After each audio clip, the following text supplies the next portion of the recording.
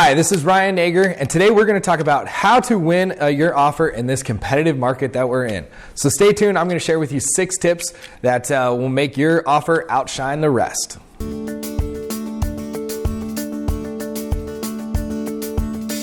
So in this market right now, sometimes home buyers are just wondering, is it worth, trying to go through all the effort to secure themselves a home?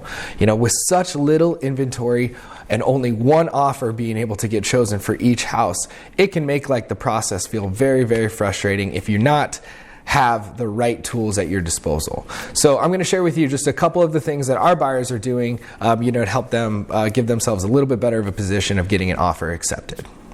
Now, the number one thing that we're recommending buyers to do, if they can, is to submit a large earnest money deposit on with their offer. This earnest money, remember, it just goes towards your down payment at closing, and you have the availability to get that back, during many contingencies during the loan process.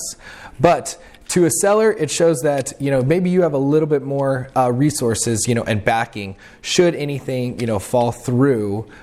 They would like to see someone that actually has some resources that they can put into play. Now, the next thing that we're doing is just having buyers really get pre-approved or pre-qualified with the lender, before we even submit an offer.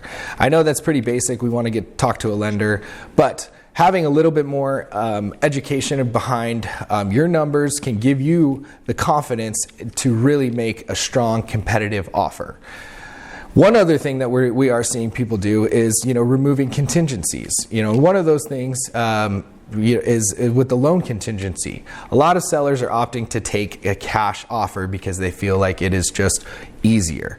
So our brokerage is actually partnered with a new company called Homeward, and they give that option to financed buyers, for a pretty small fee.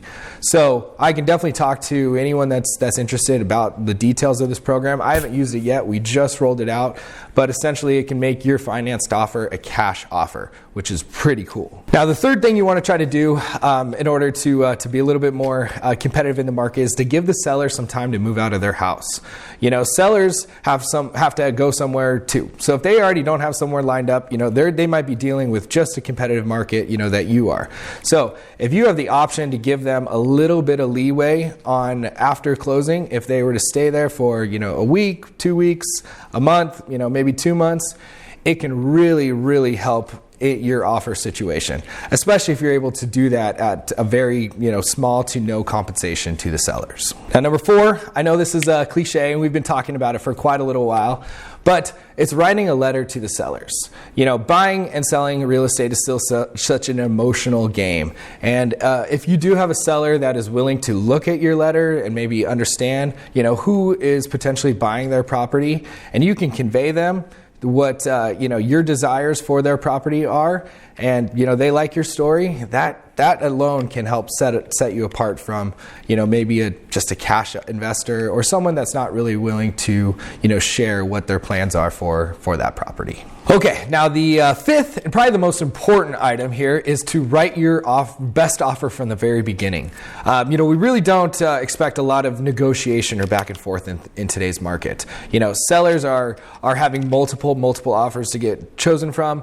They're tired of showing their house. So for a lot of times, they are just saying, we want to work with one offer and one offer only. So even more important to start with your best foot forward. That means that, be willing to get creative on some of the terms that you're going to offer. Are you willing to waive all or part of the appraisal? Are you willing to put a large earnest money deposit like we talked about before?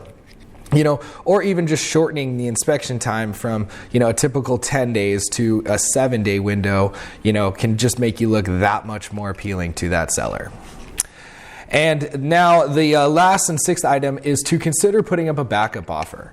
Now, I know this might sound a little counterintuitive, but, making an offer and maybe not getting it accepted right away, seems like it could be you're heartbreaking. And a lot of the times that is the case, but we do see quite a bit of fallout, with some of our contracts. I think we're up to about 15 or 16% of all escrows that are just being canceled during that inspection period.